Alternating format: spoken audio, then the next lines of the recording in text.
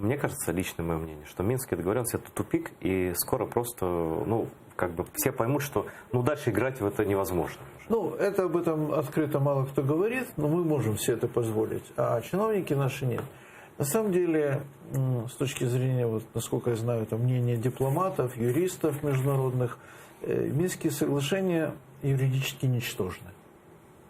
Они не имеют никаких правовых Это уникальный последствий. документ. Да. Да, никаких правовых последствий. В мире такого не было. Но надо понять, и я хорошо помню, когда это подписывалось, когда русская армия перешла границу после Иловайского котла, и тогда Порошенко, спасая как бы ситуацию, чтобы хоть как-то затормозить это дело, он дал команду на подписание Минских соглашений. Но почему это юридически ничтожно?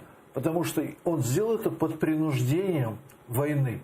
Все, что делается под принуждением, имеет юридическую ничтожность. Ну, это как вот договор, совершенный в состоянии, когда угроза. Совершенно. И Порошенко это быстро, он понимал это сразу и понимал потом, поэтому он старался не идти как раз этими Минскими соглашениями, потому что там прописан абсурд, что вначале делаются там выборы, а потом только передается контроль над границей. Там абсурд абсолютно это все. Надо Сюр, от сторон. Или пьяными, или совершенно растерянными, чтобы подписать такое. Ну все, было подписано, но дальше не пошли. И слава Богу. И сейчас дальше мы не идем. Попытка была оживить этого мертвеца, но мертвец этот не проснется. Кстати, линия, которая была по Минским соглашениям, значит, надо русским отдать Дебальцеву. Да?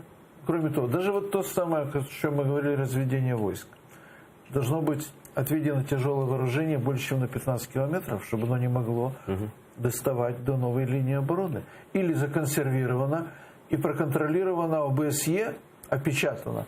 Никто этого не сделал. Что, разве в Луганске это сделали? Нет, конечно.